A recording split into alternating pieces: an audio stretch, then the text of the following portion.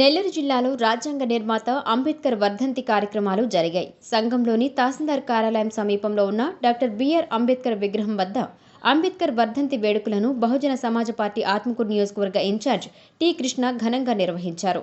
అంబేద్కర్ విగ్రహానికి పూలమాలలు వేసి ఘనంగా నివాళులు అర్పించారు. అంబేద్కర్ సేవలను, ఆశయాలను స్మరించుకున్నారు. సమాజంలోని అణగారిన వర్గాల అభ్యున్నతికి, హక్కుల పరిరక్షణకు ఆయన చేసిన కృషిని కొనియాడారు. అంబేద్కర్ రచించిన రాజ్యాంగం గొప్పతనాన్ని వివరించారు. ఆయన ఆశయ సాధనకు బహుజన సమాజ్ పార్టీ నిరంతరం కృషి చేస్తుందని పునరుద్ఘాటించారు.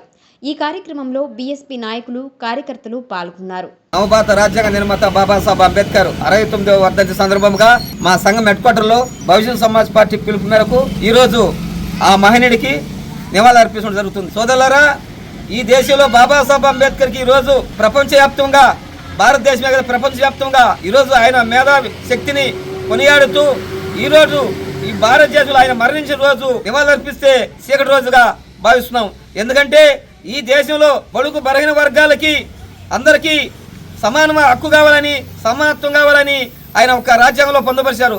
అదేవిధంగా ఈ భారతదేశంలో బతికే ప్రతి జీవరాశికి కూడా ఆయన మౌలిక సదుపాయాలు, హక్కులు, జీవించే హక్కు, అడవుల్లో నివసించే ఆదివాసులు కూడా వాళ్ళ హక్కుల కోసం పోరాటం చేసే రాజ్యాంగాలు వసతులు కల్పించినటువంటి గ్రేట్ పర్సన్ బాబాసాహెబ్ అంబేద్కర్. అందువల్ల మేము కులానికి, మతాలకో కాదు, భారత రాజ్యాంగం ఈ భారతదేశంలో వివిధ మతాలకి, కులాలకి అతీతంగా లౌకికవాద భారతదేశం, సమానత్వ భారతదేశం, న్యాయపరమైన భారతదేశం, గొప్ప రాజ్యాంగాన్ని సృష్టికర్త బాబాసాహెబ్ అంబేద్కర్.